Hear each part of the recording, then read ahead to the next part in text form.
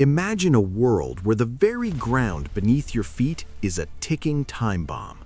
66 million years ago, North America wasn't a land of rolling plains, but a brutal, shifting battlefield called Laramidia.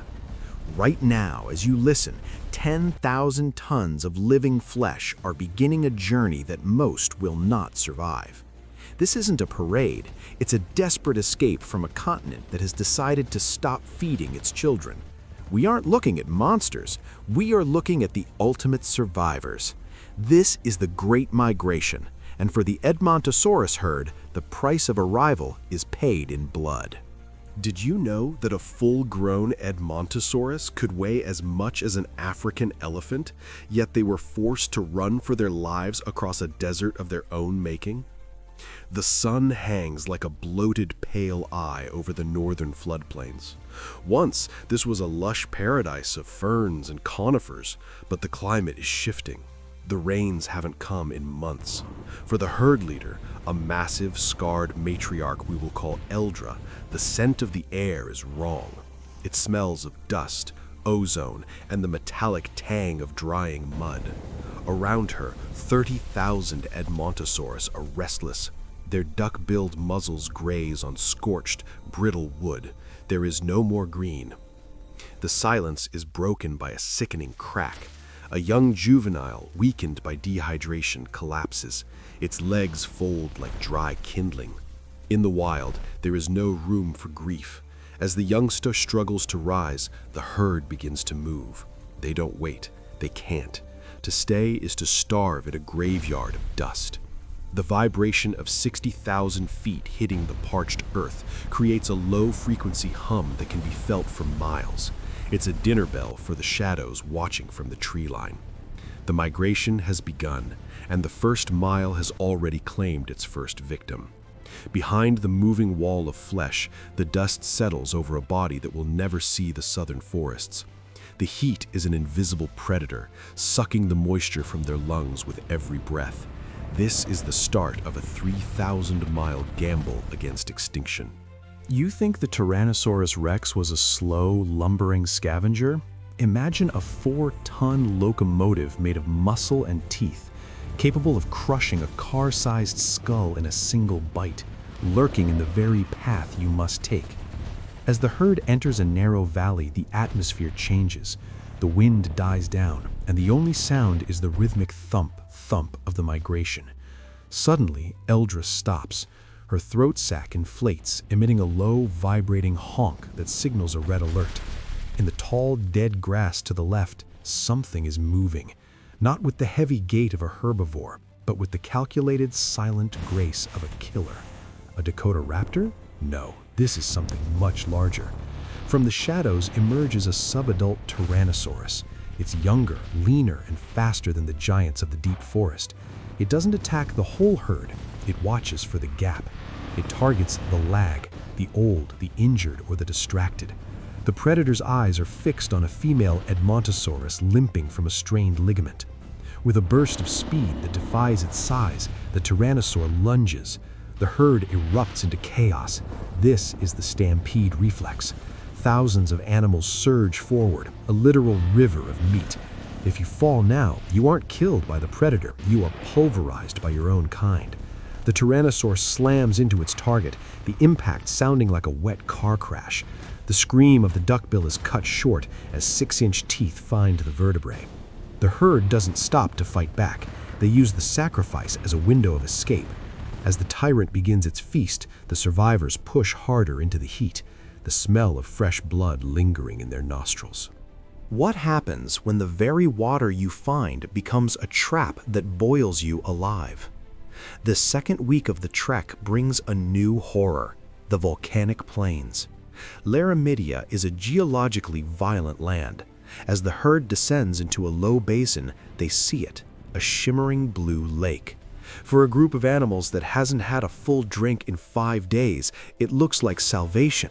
The juveniles break rank, desperate to cool their parched throats, but Eldra hesitates. The air here is thick with the smell of rotten eggs, sulfur. This isn't a freshwater lake, it's a geothermal alkaline trap. As the first line of Edmontosaurus reaches the water's edge, the ground gives way. The mud is actually a boiling slurry of volcanic ash and superheated water. One male plunges in up to his chest. He doesn't drown, he is scalded. His bellows of agony echo off the basalt cliffs, a haunting, high-pitched sound that terrifies the rest of the herd. They watch in a paralyzed trance as their comrade thrashes, his skin peeling away in the caustic, boiling liquid. There is no way to pull him out. Eldra must lead the herd around the perimeter, forced to listen to the dying screams for hours as they navigate the treacherous, thin crust of the earth. The lake of life has turned into a cauldron of death.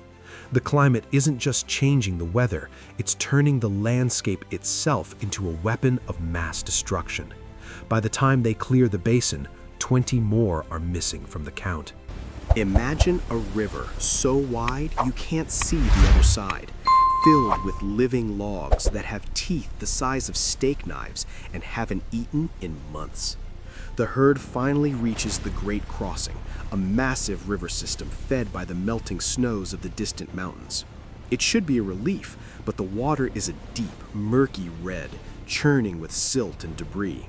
And it's inhabited. Dinosaurus, the terrible crocodile, lurks here.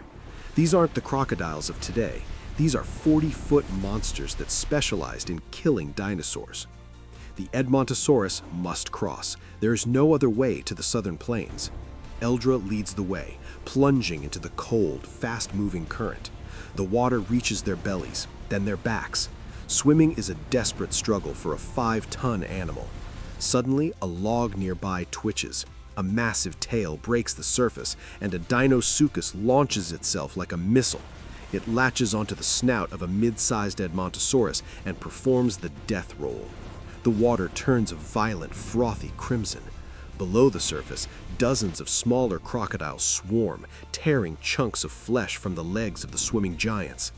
The herd is forced to push forward, stepping over the submerged bodies of their fallen kin. Some are swept away by the current, their heavy bodies bobbing helplessly toward the sea. For every 10 that entered the water, only 8 climbed out on the muddy southern bank.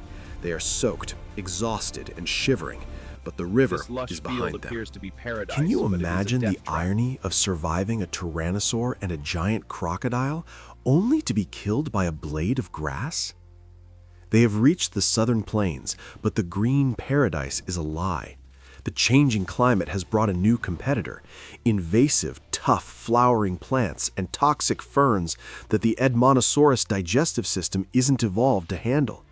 The lush, soft tissue plants they need are gone, replaced by evolutionary newcomers.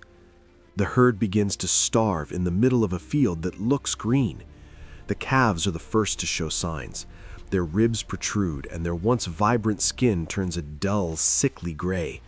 They are eating, but they aren't absorbing nutrients. This is the slow death. Eldra watches as her own offspring grows too weak to keep pace. The herd's movement slows to a crawl. They are ghosts walking through a beautiful floral graveyard. The desperation leads them to eat bark and toxic cycads, causing mass poisonings. Night after night, more members of the herd simply don't wake up. There are no predators here, no dramatic battles, just the sound of labored breathing and the sight of skeletons wrapped in skin.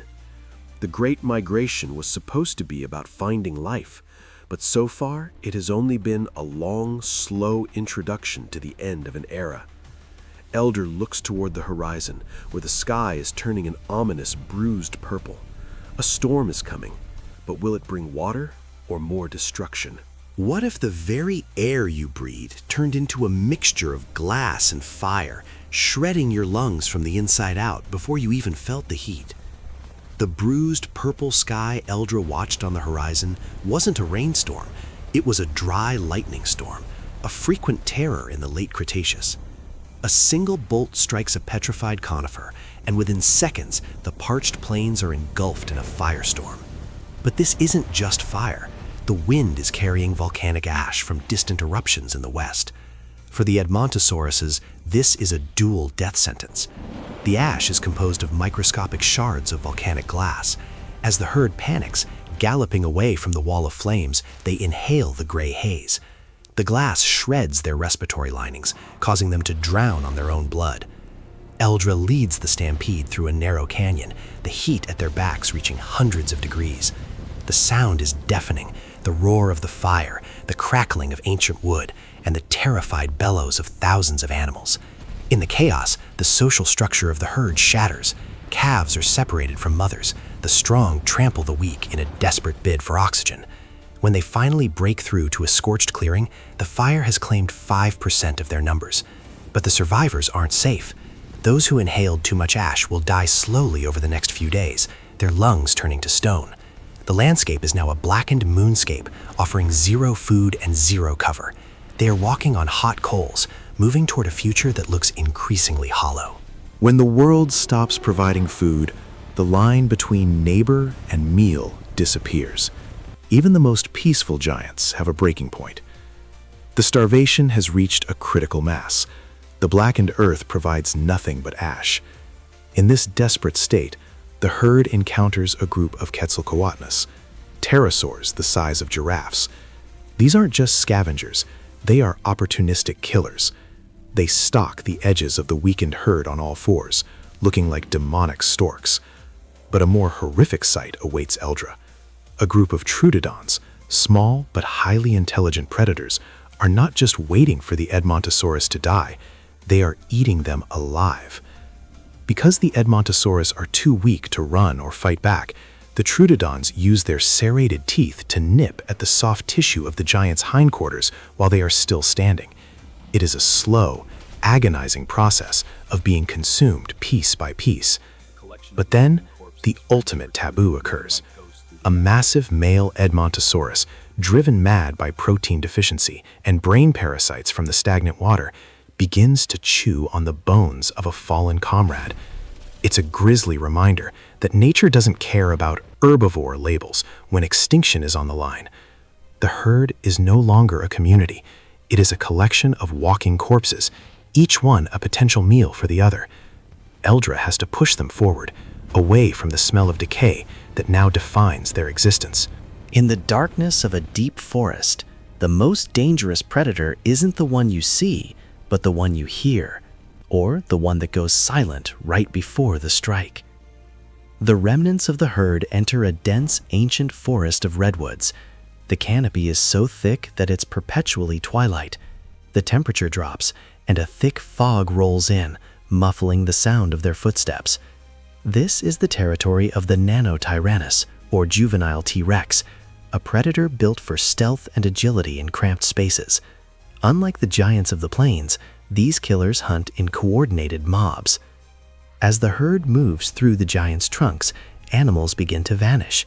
No screams, no struggle, just a soft rustle of ferns, and then silence. The fog plays tricks on their senses. Eldra hears the calls of her kin from the mist, but when she turns, there is nothing there. The predators are using the environment to pick off the stragglers in the fog. One by one, the tail end of the line is being thinned out. The psychological toll is immense. The Edmontosaurus are high-strung, snapping at shadows. When a branch breaks, a blind stampede ensues in the dark, leading dozens of animals to crash into ravines or impale themselves on fallen trees. The forest, which should have been a refuge, has become a labyrinth of invisible teeth. What do you do when the only thing that can save your life is the very thing that will end it? After weeks of drought and ash, the herd finds a hidden oasis, a deep sinkhole filled with clear, emerald water. It looks like a miracle. The survivors rush forward, plunging their heads into the cool liquid. But within minutes, the horror begins. The animals start to convulse, their bodies go rigid, and they collapse into the water they so desperately craved. The sinkhole is a CO2 trap. Because it is a low-lying, sheltered area, heavy carbon dioxide from volcanic vents has settled on the surface of the water, invisible and odorless. As the dinosaurs lowered their heads to drink, they inhaled pure CO2 instead of oxygen. They didn't drown. They suffocated in seconds while standing in the middle of an oasis. Eldra, luckily stayed back to survey the area, watches as her strongest warriors fall like toy soldiers.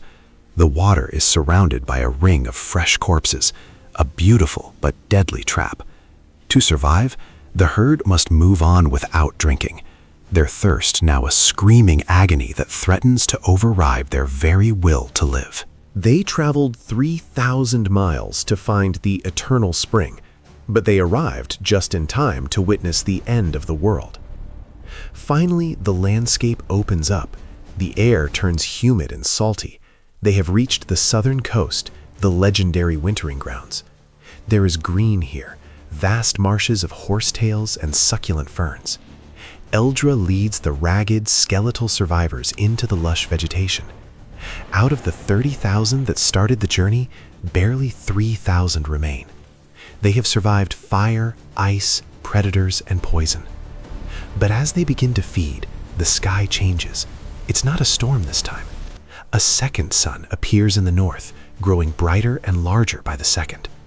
The ground begins to tremble, not from the footsteps of a T-Rex, but from the very foundations of the planet. A low, guttural roar fills the air, the sound of the atmosphere being torn apart. Eldra looks up, her primal instincts screaming a warning that no migration can solve. The Great Migration is over, but a new era of darkness is about to begin. They reached the paradise they sought, only to find it was the front row seat for the apocalypse. The screen fades to white as the shockwave hits, leaving behind only the silence of the fossil record.